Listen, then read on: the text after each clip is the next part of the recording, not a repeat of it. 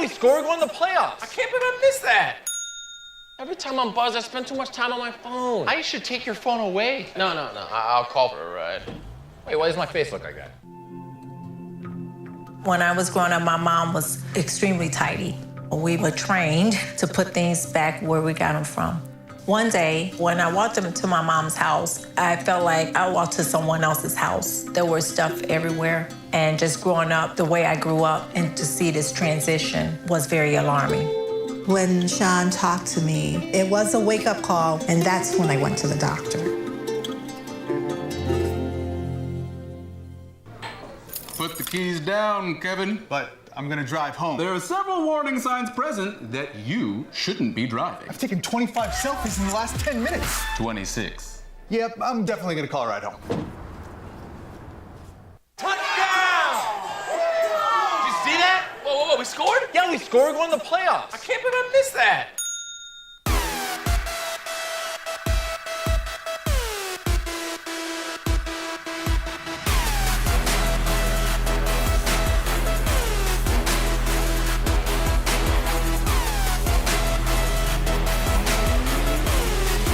And welcome back to Sports Night in Auburn.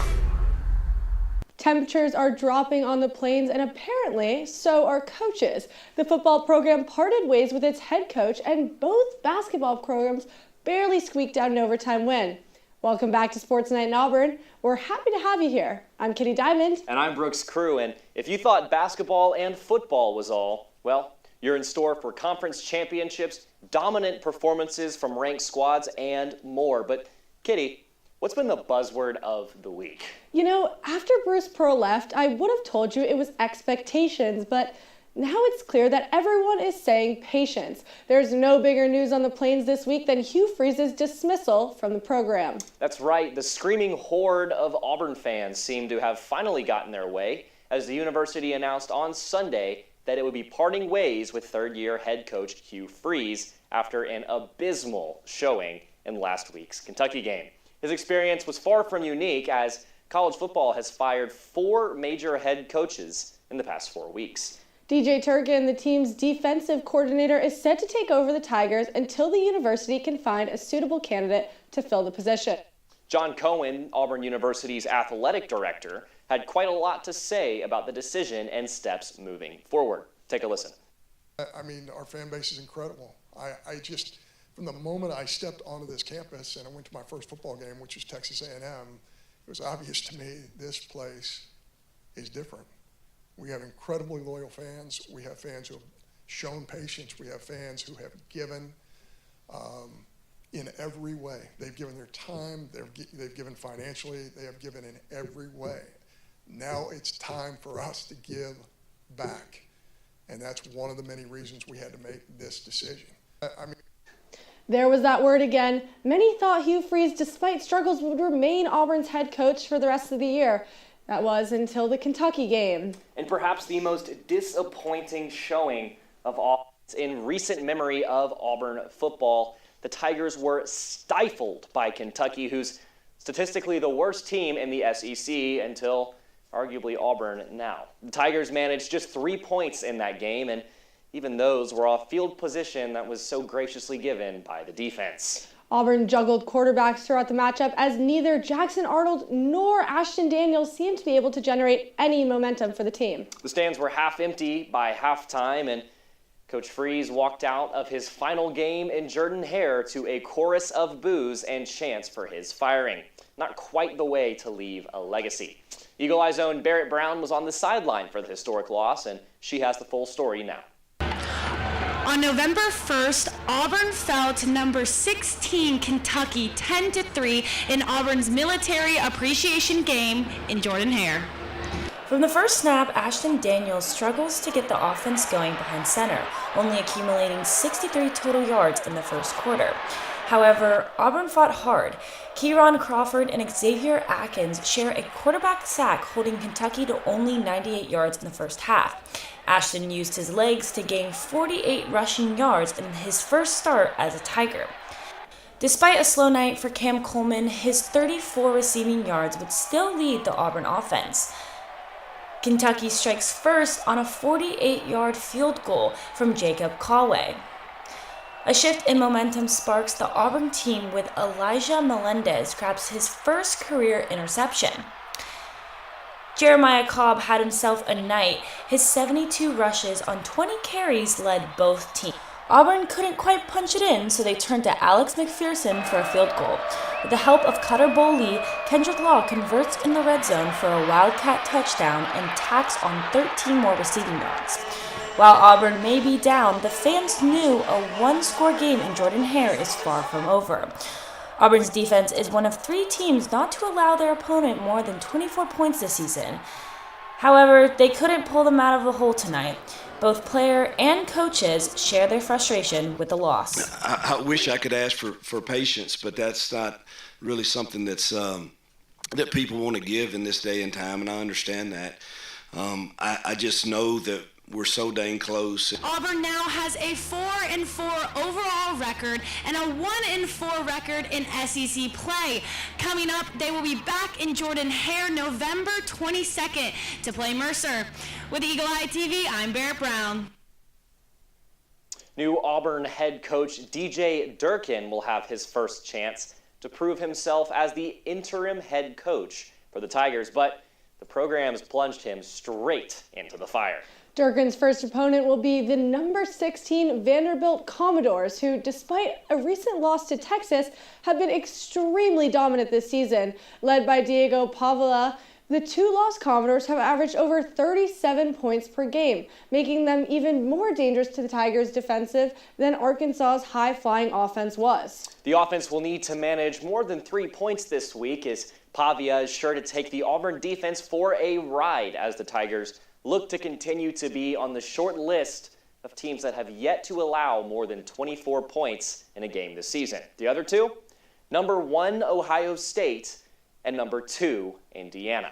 Just goes to show how rough offense has been for the Tigers this season.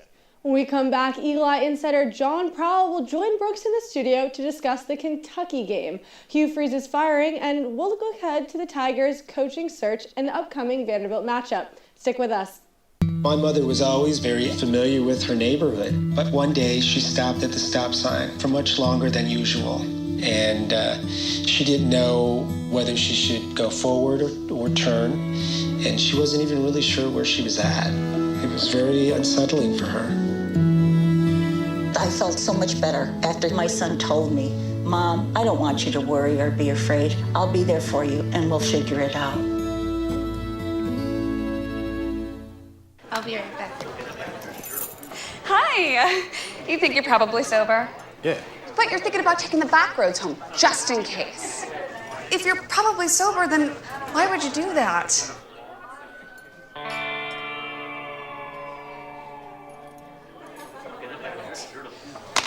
Good choice.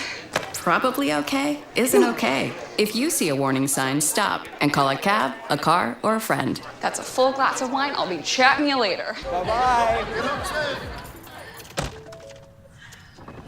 Hi.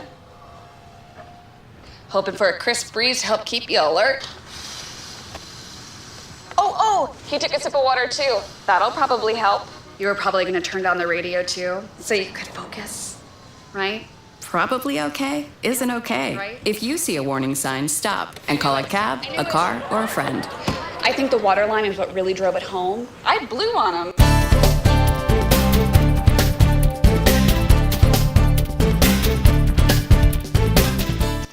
Welcome back to Sports Night in Auburn. And man, what a week it has been for the sport of football here on the Plains. We had a disappointing loss, the removal of a head coach, the appointing of a new head coach, and now we're headed to number 16 Vanderbilt. John Prowell joins me in the studio right now. We're going to talk about, first of all, what in the world happened in that Kentucky game? Well, obviously, from what we've seen, it was a pretty disappointing game. Just the fact that the offense couldn't score any points at all except for a field goal, which was handed them by the defense. Just pretty evident that our offense didn't show up to play and hasn't shown up to play most of the season. Yeah, absolutely. DJ Durkin, the new interim head coach at Auburn, spoke on his priorities moving through to the Vanderbilt game. Take a listen. Yeah, our focus is 100% on Vanderbilt. We're trying to go 1-0. We're trying to go 1-0 this week, and that will take all of our focus for sure. You know, obviously that's a hard enough task on a normal basis. Then you add in, you know, everything going on and distractions and all else. It will take all of us collectively to have our mind fully on that, and that's certainly where mine is. I do not take the responsibility lightly. These players are counting on myself and our coaching staff to give them a plan that they can have success with come Saturday. Now, of course, Durkin is just the interim, and the Tigers are looking for a more full-time, long-term solution. John, who sticks out to you right now in the coaching search on this big carousel that is the SEC in Auburn's decision? Well, I'm happy you asked me that today, Brooks, because I have three main candidates that they should be looking at. In particular, John Summerall will be the first one. Obviously, being the Tulane head coach currently, he's 6-2. His team's doing pretty well, and not only that, he's had experience in the SEC. Sure, as a linebacker coach, but he's been able to be in this conference and had pretty decent experience there as well. And then we have James Franklin, who's currently without a job, but I'm sure we all know him from Penn State. He led the team to a pretty good record every single year he's been there, but again, he can't win the big game. But again, Auburn's pretty used to that. And then we have Jimbo Fisher, who not only is great at recruiting, but also has experience in the SEC. He should be a pretty good candidate for us if we want to get back to our winning ways. Yeah, every coach certainly has their pluses and minuses, but before we even start thinking about our next head coach, we got to look ahead to the next game. After all, we got 3 more this season, and we need to win 2 of them in order to be bowl eligible to avoid falling out of that for 2 years in a row. John, Vanderbilt coming up this week, number 16 in the country. What sticks out to you about this team? I'm not going to lie to you. I have 3 main players. Before we get into the players on this graphic, I'd like to get into who Vanderbilt is as a team. Not only are they 7-2, as you said, but they've lost to only Alabama and Texas, who are some of the top-ranked programs in college football right now. But their offense is ranked 13th in points per game, and they average 7.21 yards per carry. They also have a great running game that is ranked 5th in the nation, and they average 6.5 yards per carry. And Diego Pavia's not a slouch. He has over 2,000 yards and only 5 interceptions, and also has 500 rushing yards and 6 rushing touchdowns. But not only that, we have Eli Stowers. He's a player right here on this graphic. He has 500 yards by himself, 4 receiving touchdowns. And then we have C.J. Hurd, who's an incredible safety, 47 overall tackles, 33 solo tackles, 1 interception, 1 sack, and 1 forced fumble. So that's a pretty good look at Vanderbilt as a team and some key players for them. Yeah, certainly a very talented team in Vanderbilt. No doubt they deserve where they are ranked. What do they need to do, the Tigers, to take down the Commodores this Saturday? Well, the key main thing we need to look at is showing Diego Pavia some pressure. You need to contain him. One main game that sticks out to me is that Alabama game where they played him. They showed pressure early to Diego Pavia with Deonze Pierre, and they were able to get him not only to the ground, but to make key mistakes in the red zone. Make sure he makes those mistakes, contain him, and show him pressure. Some key players that can do that is Kendrick Falk, Xavier Atkins, and Jarrett Smith. Those are the X factors in that matchup for you. And then obviously, there's Eli Stowers. You need to know where he is at all times. That's Eddie showed him in the graphic. He is a great tight end. Make sure Caleb Harris, Eric Winters, and Caden Lee are stuck on him like glue. Make sure he not only goes nowhere and has no effect on the game. And then you got to contain the run game. They're averaging 6.5 yards per carry. And Diego is killing for this team. And so are their 2 running backs that they lead by committee, which means we need to have 2 X-factor players on them, DeMarcus Riddick and Elijah Melendez, who need to be stuck to them like glue, make sure they do not make the ball and run it forward. And obviously, for us to win, we got to have offense. So run the ball, DJ. If you can hear me right now, run the ball and do not throw it. We've already taken 37 sacks among both QBs.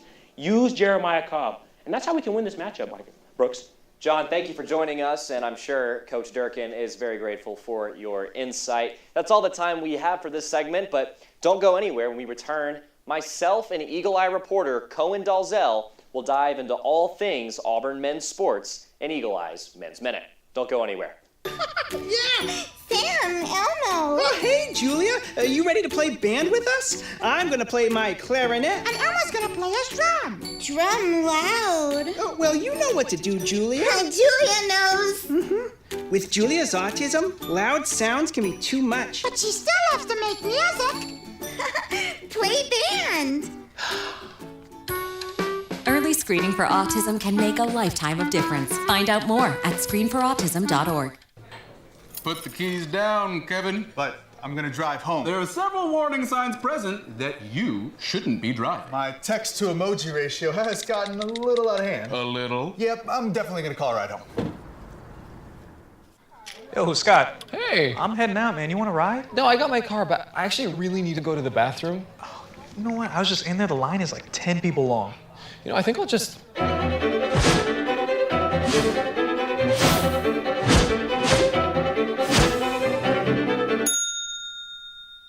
Dude, are you okay? You wouldn't believe what I was just thinking. I am definitely buzzed. Yeah. I think I will take this, and I will take that ride home. Smart man. Did you see how that...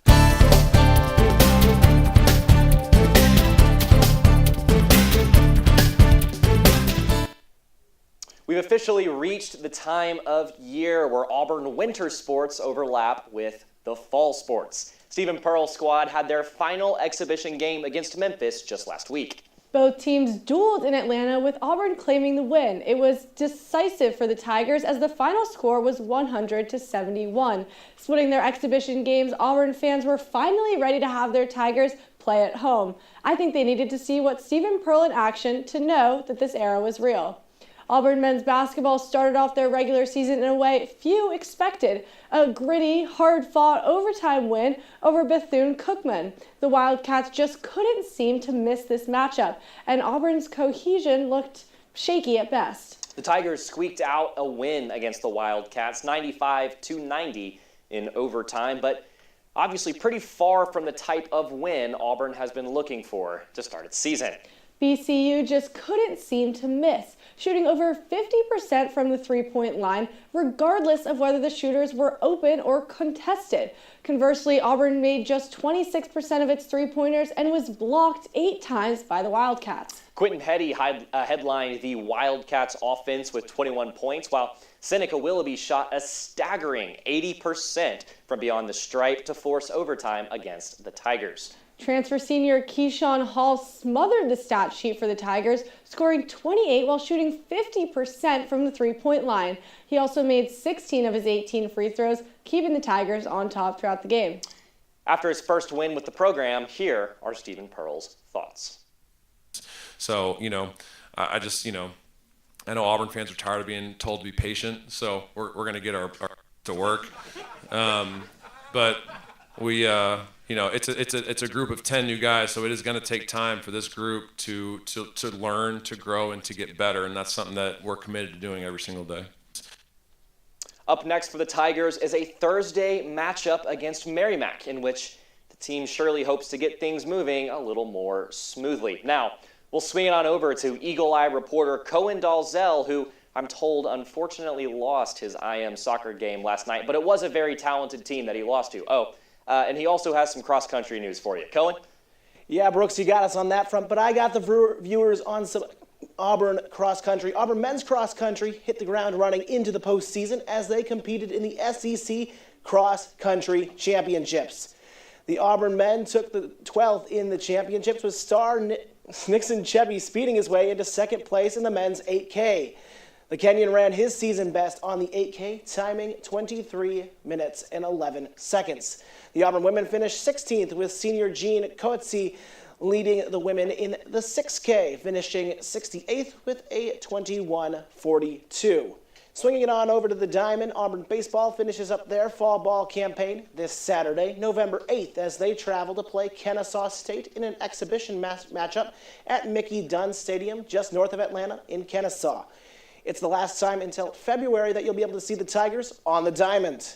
The Tigers start their season February 20th through the 22nd at the Amergy Bank College Baseball Series at Globe Life Field in Dallas, Texas. While Auburn baseball action will begin drying up, we are just diving into the swim season. Number 20 Auburn Swimming and Diving jumped into Knoxville, but came splashing down with a loss to Louisville and Tennessee last Thursday. The men's team lost 165-132 to the Cardinals, with Danny Schmidt, Ethan Stewart, and Cal Mackinnon finishing third in their events. The women's team also lost 180.5-119.5 to Louisville. Elizaveta Kalenovich didn't win her event, but moved into top 5 all-time on the program leaderboard for her lifetime best 21.8 in the 50-meter freestyle. Both teams also lost to Tennessee, with the men falling to the Vols 165-132, and the women fell to the Lady Vols 176-121. The Tigers swim and dive team travels to Atlanta to participate in the Georgia Tech Invite next week on November 13th. Back at the desk, they have some Auburn sports trivia for you. Thanks, Cohen. We'll keep it on the topic of swim and dive for now. The swim and dive program at Auburn has had several swimmers find themselves a spot in the record books. Just this season, who has had the third best time in Auburn's history for the men's 200-meter free? Is it A, Ethan Swart, B, Daniel Krzyzewski, C, Mastin Balu, or D, Talon Blackman? We'll have the answer for you after the commercial, and we'll have plenty of women's sports to walk you through. Get ready for the Eagle Eyes Women's Watch when we come back.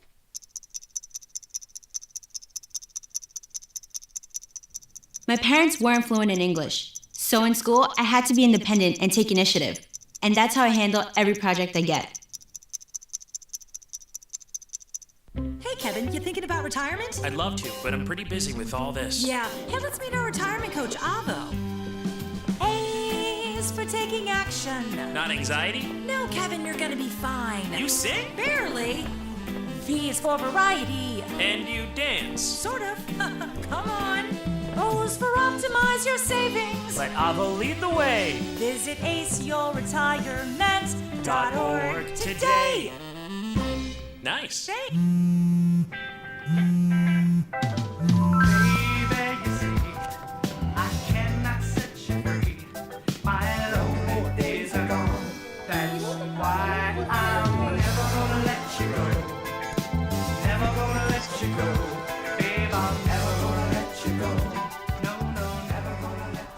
Here you go. Thank you. Thank you.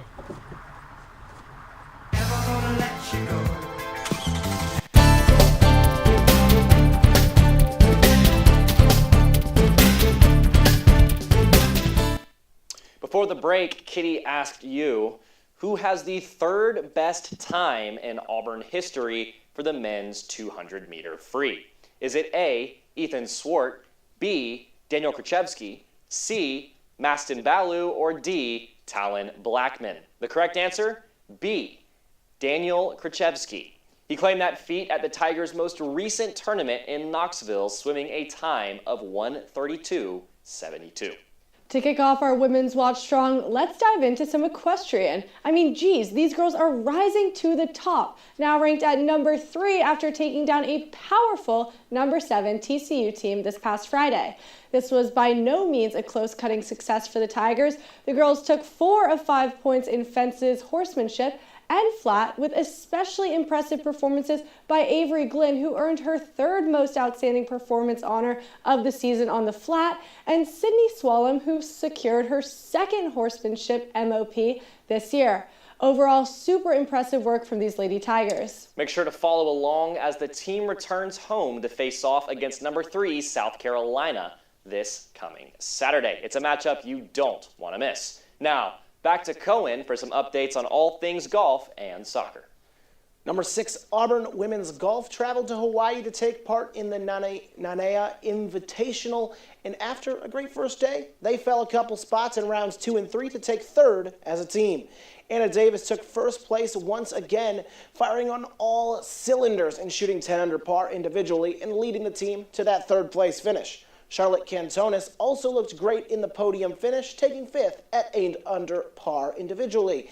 They start their spring at Eagle Creek Golf Club in Orlando with the PDI Intercollegiate hosted by UCF, January 25th through the 27th.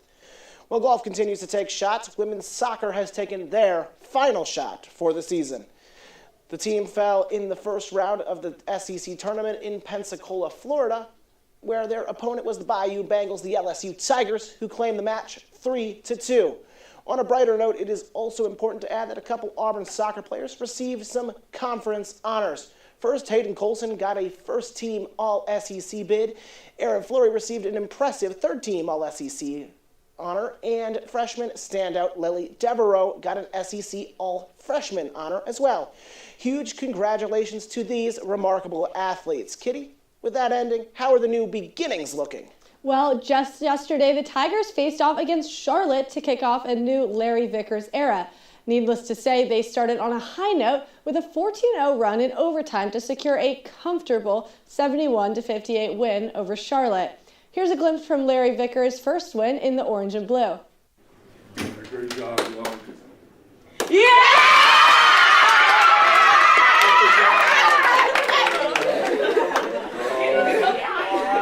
Great job, y'all.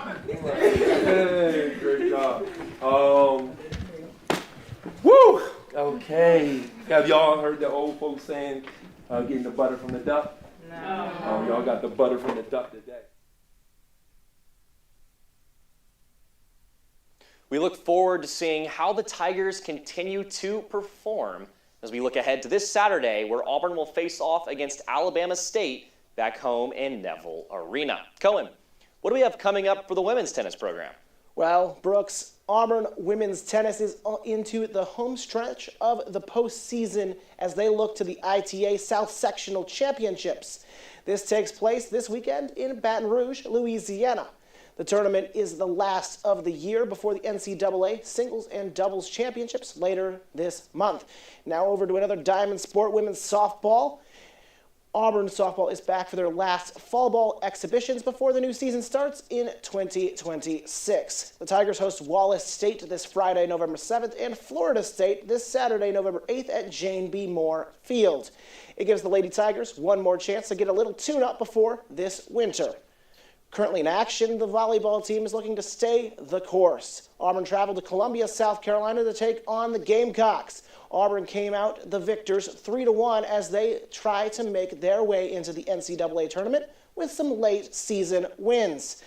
Auburn had 3 players in double-digit kills, with Liz Markovska leading with 18 and Belle Zimmerman and Lauren Dreves adding 10 apiece in the Tigers' win. Following their win against the Gamecocks, Auburn was not able to follow up with a second win, losing on the road to the Dogs of Florida at Stegman Coliseum. Auburn hit just 105 in the loss and couldn't manage to bring the match to 5 sets, falling 3-1. Auburn has another chance to put themselves in the NCAA tournament mix as they host number 6 Texas A&M at Neville Arena this Friday, November 7th. The Tigers will have to slow down the elite Aggie offense as well as take their chance as well if they are going to take the reins of their destiny and upset the 6th-ranked team in the land. Brooks, Kitty, did I hear you have some volleyball trivia for the viewers? You heard right, and it's about the squad you just wrapped up with. It's time for our second and final trivia of the evening, coming from this time the volleyball court. When was the last SEC volleyball tournament? Was it A in 2020, B 2015, C 2005, or D 2000? We will have that answer right after a short break. We welcome you all back. We will start Trending Tigers, as well as hear about some notable alumni continuing to do their thing in the pros. We'll see you right after this. There was an old woman who lived in a shoe. She had so many children she didn't know what to do.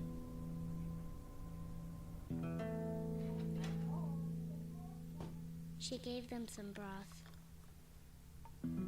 without any bread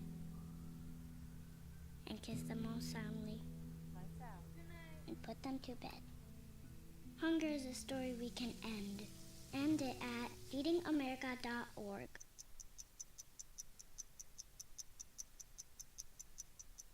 I was living in a shelter, juggling 3 jobs. I had to be resilient. That's something that you can't teach. You can achieve a lot using your imagination. I mean, I don't like to brag, but... Wait, who's that? And why is she all over these achievement awards? But with STEM, the sky's the limit. Shaboom! Use STEM to envision... Okay, I'm seeing it. Yeah.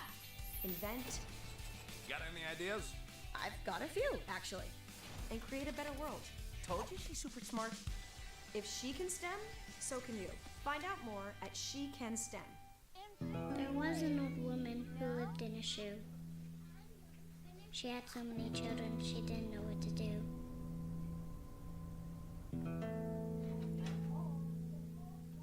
She gave them some broth without any bread and kissed them all soundly and put them to bed. Hunger is a story we can end. End it at feedingamerica.org.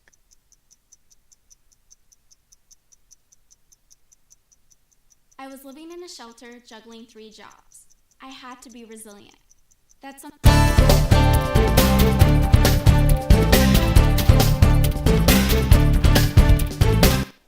Welcome back to Sports Night in Auburn. When we left off, Kitty promised you an answer to our second trivia question, which was, when was the last SEC volleyball tournament? Was it A, 2020, B, 2015, C, 2005, or D, 2000?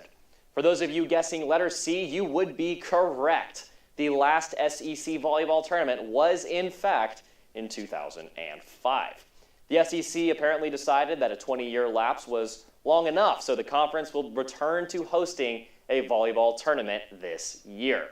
It'll be held starting at November 21st, so if any of y'all want to head to Savannah, Georgia for Thanksgiving, you could join in on the history in the making. Now, moving on to what my opinion is the best part of Sports Night in Auburn, let's head over to Auburn and the NFL. We'll start off with Daniel Carlson, who kicked a 24-yard field goal, went 2 for 3 on extra points, contributed 5 points in the Raiders' 29-30 overtime loss to Jaguars. But it's also worth noting that Auburn's own Alex McPherson tied Carlson's record for most kicks made in a game against Arkansas.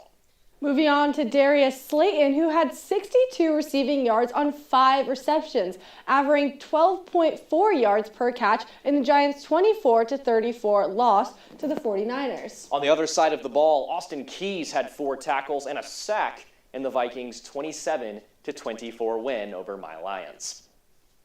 Finally, we have to talk about Carlton Davis, the third who made 6 tackles, 5 of those being solo tackles, and 1 pass defended in the Patriots' 24-23 win over the Falcons. That's all for Auburn in the NFL. We are so proud of our Auburn alum. Now, let's kick it to some trending Tigers.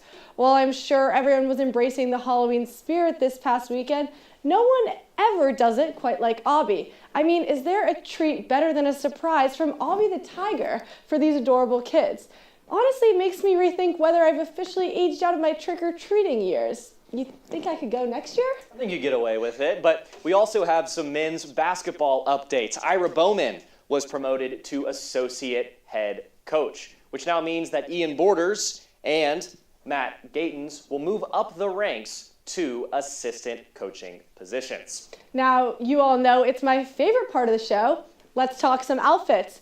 Kieran Crawford showed off some next-level Nike drip this past Saturday, serving a lovely reminder of our big switch to the swish. Come on, that was smooth.